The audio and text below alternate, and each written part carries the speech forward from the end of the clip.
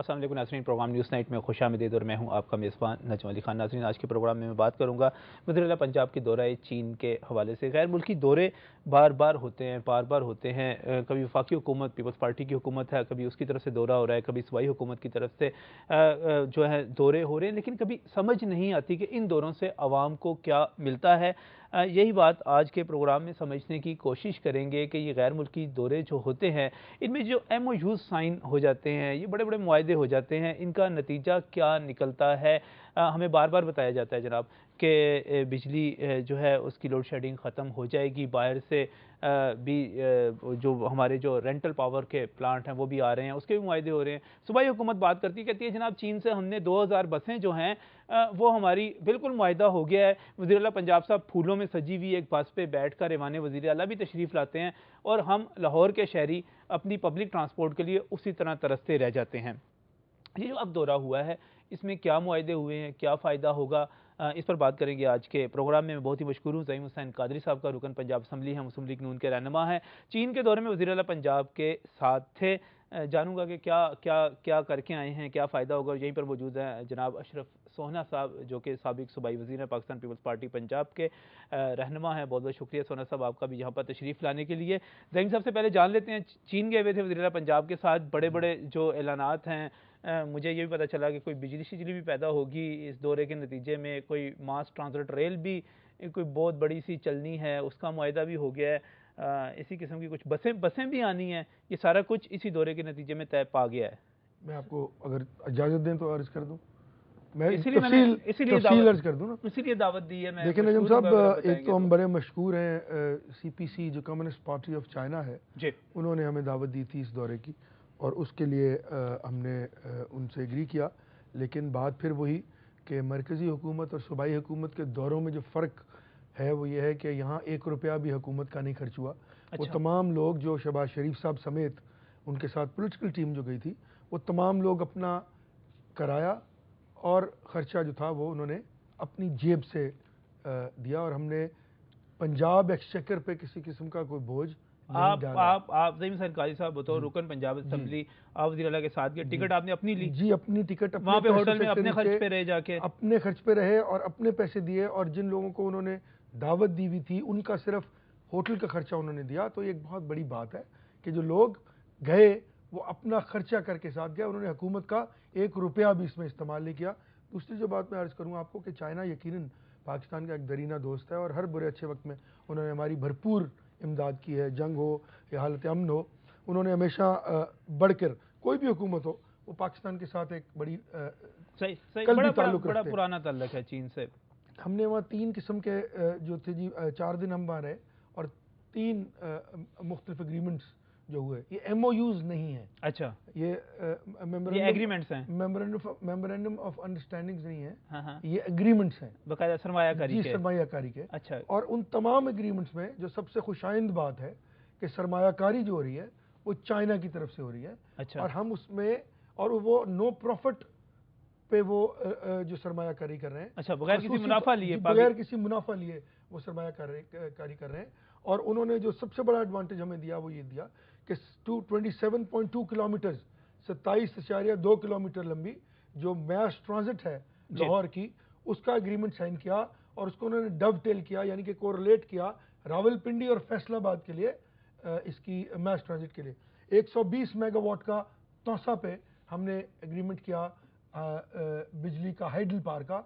अब देखें ना, जब हाइडल पावर जो है वो इसलिए ज़्यादा इंपॉर्टेंट है कि उसका 120 मेगावाट का इम्पैक्ट बहुत बड़ा होता है। हमारे यहाँ प्रॉब्लम ये हो गई है कि IPPs की वजह से जो हाइडल पावर है वो पूरी दुनिया के एनर्जी एक्सपर्ट्स ये बात मानते हैं सस्ती है, बहुत सस्ती है कि अगर 70% किसी भी एनर्जी सिस्टम में हाइडल पावर नहीं होगी तो वो हाइडल पावर इफेक्टिव नहीं रहता प्रोडक्शन के लिए, इकोनॉमिकली वो वाइब्रेंट वैल्यूएबल नहीं रहता, और बिजली इतनी महंगी हो जाती है कि वो प्रोडक्शन को और एंटरप्राइज को सपोर्ट नहीं कर सकती। तो वो 120 मेगावाट का प्लांट साइन किया। नंबर 2, हमने एक उनसे जिसको कहते हैं कि एक तो होता है ना जी मेमोरेंडम ऑफ अंडरस्टैंडिंग, एक होता है not an agreement but yes we want to do it, इस तरह का एक मुआहदा साइन किया है। वो है इधर विंड का मोटरवे पे जो विंड का पैकेज है उस पे, एक हमने कोल पे उनसे साइन किया है, जो चकवाल, खुशाब और मियावाली के दरमियान जो कोयला आप समझते हैं, सही सही सही, आप समझते हैं कामयाब दौरा है। 120 मेगावाट का हमने बिजली का साइन किया इंशाल्लाह ताला, वो मेरे ख्याल में बड़ा प्रोडक्टिव है। 3 गॉचेस कंपनी है, 120 मेगावाट के पन बिजली का मंसूबा भी जी, आपका और आ गया। वो जो विंड मिल वाला है, जी, वो जो विंड की फैसिलिटेशन, मैं जरा एक्सप्लेन कर दूं ना जी, वो बेसिकली तो 280 का है, but it can be extendable to 1000 megawatt. अच्छा, वो कॉरिडोर बहुत लंबा है हमारा। ख्वाब ना दिखाइएगा, ज्यादा ख्वाब ना दिखाइएगा, ख्वाब बड़े तकलीफ देते हैं। विद इन इसकी किरचियां, इसकी 5 years हम उनको बढ़ा सकते हैं। देखिए आंसू बहाती हैं, इस किस्म के ख्वाब हमें दिखाए जाते रहे। यार ये कौमी बात है, देखिए ये कौमी बात ही करते थे पिछले पहले पीपल्स पार्टी की पीपल्स पार्टी का कहा जाता रहा, उन्होंने कहा बिजली में पीपल्स पार्टी का तो कसूर नहीं है। 3 साल, चलें ठीक है, इस तरह तो ना करना, मुआहदा कामयाब हो गया। मुशर्रफ की बात करें जिसने इस मुल्क में अब 3 साल आपको भी तो हो गए, 3-4 साल, चलो ठीक है ठीक है ठीक है, मुआहदा कामयाब हो गया, मुआहदा कामयाब हो गया। हाँ, पूरी बात सुने नजम साहब, 18th अमेंडमेंट हुई है, अभी 3 माह पहले पंजाब को ये इजाजत मिली है कि वो एनर्जी सेक्टर में दखल अंदाजी कर सके। देखिए 10 साल कुछ नहीं हुआ पिछले, उसको कवर अप करना है। मैं बात करूंगा मुआहदा, ये जो मुआहदे करके आए हैं, दौरे कामयाब, वज़ीर आला का दौरा बहुत कामयाब रहा और पंजाब में इसके नतीजे में बिजली की पैदावार भी बढ़ेगी और मास ट्रांसपोर्ट जैसे रेल जैसे जो है मंसूबे, रिंग रोड का मंसूबा भी है, उसमें भी कुछ है मुआहदा, वो सारी चीज़ें होंगी, डेवलपमेंट होगी जिसके नतीजे में। देखिए, मैं मियाँ शहबाज शरीफ की इस कोशिश को तो ज़रूर अप्रिशिएट करता हूँ कि चले मुल्क के लिए वो कुछ करना चाह रहे हैं या मुल्क के लिए उन्होंने दौरा किया, लेकिन एक ऐसा दौरा 1.5 साल पहले तुर्की का भी हुआ था, उसमें मैं भी मौजूद था। आज तक उसकी कोई नतीजा नहीं निकला। उसके जो प्रोजेक्ट MOUs वहाँ दस्तखत हुए, किसी के ऊपर आगे पेशरफ्त नहीं हुई। पाकिस्तान से एक बड़ा जहाज़ गया था सरमायाकारों का वहाँ, और वहाँ से चैम्बर ऑफ कॉमर्स के लोगों के साथ बड़ी मीटिंग्स हुई थी, बड़ी सिटिंग्स हुई थी, उसका कोई नतीजा नहीं निकला।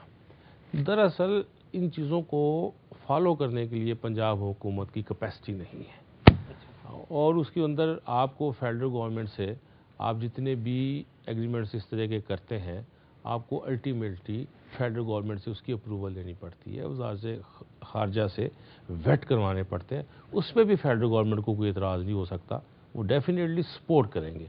लेकिन असल बात यह है कि अगर ये दौरा कामयाब है, अभी इसकी तफसीलात आएंगी, और अगर ये बहुत कुछ उन्होंने हासिल किया है पंजाब के लिए, तो चाहिए था ना चीफ मिनिस्टर को, कल पंजाब असम्बली का इजलास हो रहा था, आगे उसमें तफसीलात बताते, लोगों को खुशखबरी देते, असम्बली को एतमाद में लेते, जैसे कि प्राइम मिनिस्टर लेते हैं, हर दौरे के बाद लेते हैं। कैबिनेट को एतमाद में नहीं लिया, उनको 1 हफ्ता हुआ वापस आए, 4 दिन हो गए, कैबिनेट का इजलास करते, तफसीलात बताते लोगों को, प्रेस के लोगों को बताते। मियाँ शहबाज शरीफ साहब को शौक़ तो है बहुत सारे कामों का, लेकिन अब जिस तरह से उनकी कारकर्दगी है, मैं महसूस कर रहा हूँ शायद वो थक गए हैं। अच्छा, और नताइज देना अब उनके लिए मुश्किल हो रहा है। नताइज वो इसलिए नहीं दे रहे कि ना उनसे अपनी सियासी टीम तरतीब पा रही है, ना उनसे सियासी बंदों से काम लिया जा रहा है। आप चीखते रहे, 6 महीने से हम चीखते रहे कि ये जो सेक्रेटरी हेल्थ है ये सत्यानाश कर देगा सिस्टम का। जब आप और हम कहते थे, एतबार नहीं किया, और जब सत्यानाश हो गया और बड़ा हो गया, सियासी लोगों पे एतमाद करना चाहिए और नताइज नहीं दे पा रहे, और फॉलो अप नहीं कर पा रहे। आपका बुनियादी यही सवाल है कि फॉलो अप नहीं कर पाते उस तमाम मुआहदों का। तुर्की का चीन का दौरा भी अभी थोड़े दिन पहले भी किया था, वहां पर भी पहले भी हमें बताया गया था कि बसों का एक मुआहदा हुआ है। ज़हीम साहब, उसकी मैं थोड़ी सी डिटेल चाहूंगा, बात करूंगा। मुझे यहाँ पर एक ब्रेक लेना है, ब्रेक के बाद ज़हीम कादरी साहब से ही शुरू करेंगे, जानेंगे इनका मौक़िफ़ है क्या, कि क्या बात है, मुआहदे हो जाते हैं, उन पर अमल क्यों नहीं होता।